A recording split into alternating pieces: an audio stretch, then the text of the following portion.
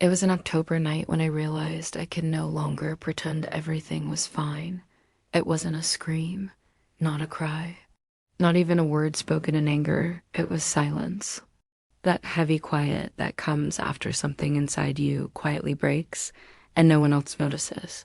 He was sitting beside me on the sofa, watching TV but lost in thought. His hand brushed mine by accident. For the first time in years, I didn't feel the need to pull away, because that night I felt a small spark of warmth again, and that scared me more than anything. My name is Isabella. I'm 42, mother of two, widowed since I was 34. My husband died in a car accident when Lucas was just 7, and his sister Lucia only 3. Since then, I've been everything: mother, father, cook, accountant, comforter, protector. I've carried the weight of his absence in every single day. I loved my children like they were my only reason to keep going, and now I wonder, did I hold on too tightly? Did my love become too heavy for them? Lucas is 21 now. He's no longer the little boy who ran barefoot through the house, hugging me from behind while I made breakfast, saying, "Mom, you're the best in the world." Now he's tall, strong, with a deep voice and eyes full of quiet thoughts.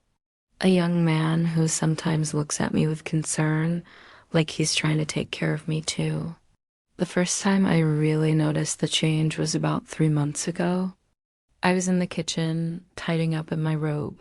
He walked in quietly, stopped for a moment, and just looked, not in a strange way, just thoughtful.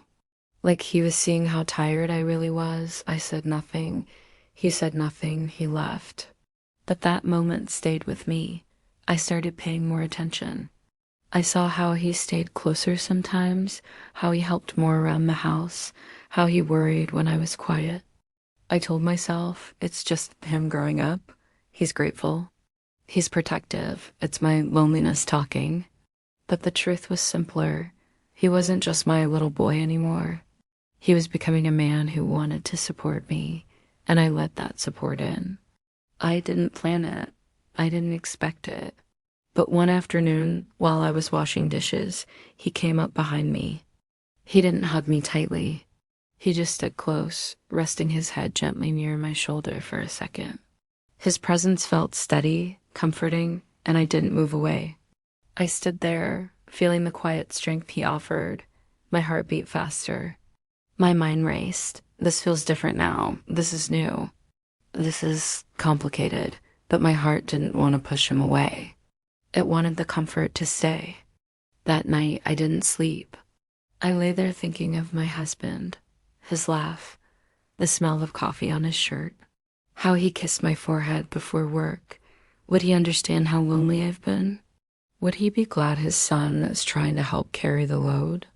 Since then, every day with him became a quiet comfort, a gentle healing, where the love I always had as a mother started to feel lighter shared. It started small, coffee brought to my bed in the morning, a blanket placed over me when I fell asleep on the couch, a soft comment, "Mom, you look nice today." He said it with care. I answered with smiles. "Thank you. Sweetie, how was your day?" Then came the day everything felt clearer. It was Sunday. Rain poured outside. The house was quiet. Lucia was away at college. I was in the garden, picking up leaves, hair damp from the wind. He appeared behind me, took off his jacket, and gently placed it over my shoulders. His fingers brushed my arm lightly. I turned slowly, looked into his eyes, doors. No confusion, only care. "Mum," he whispered, voice shaking, "I need you to know something." I froze. Rain dripped down his face. His eyes were full of emotion. "What?" I asked quietly. "Have you noticed I'm not a child anymore?" The air felt heavy. "Lucas," he continued, "don't tell me I can't care this much. Don't tell me it's too much. Jets need to know. Do you see how much I want to be here for you?" I felt something break inside, not from pain, but from relief. From finally being seen. "Lucas, this is hard." I whispered, "I know." He said, "But it's real. It's the only thing that's felt real in a long time."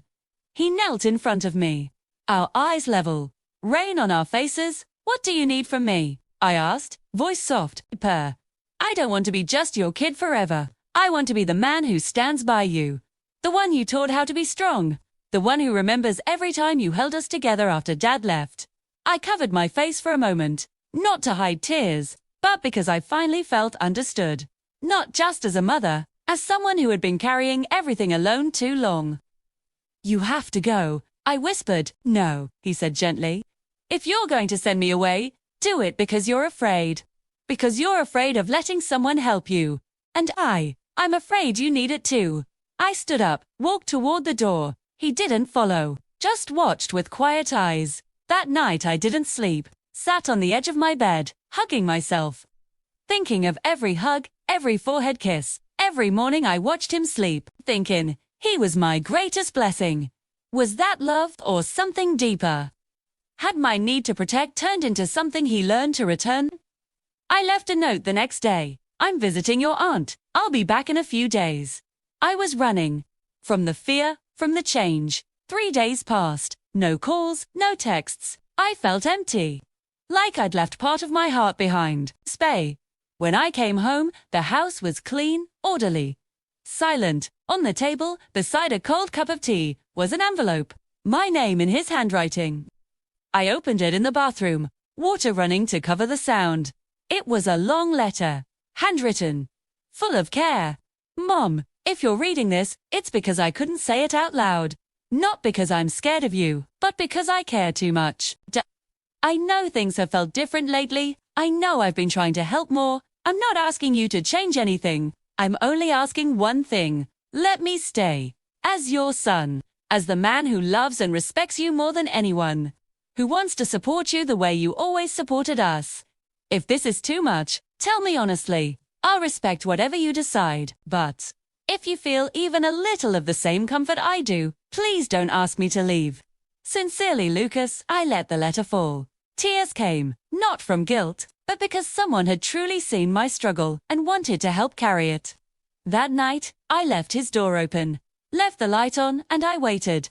I heard his footsteps, slow, careful. The door opened. There he was. Eyes tired but hopeful. T didn't speak, just stepped forward, knelt quietly, rested his forehead gently against my knees, whispered, if this is wrong, just tell me. I pulled him close, held him like before, but with new understanding. Not just as mother and son, but as two people who had lost so much and finally found a way to heal together. I didn't speak. Words didn't matter anymore. What mattered was, he was here, and I held on. Never letting go again.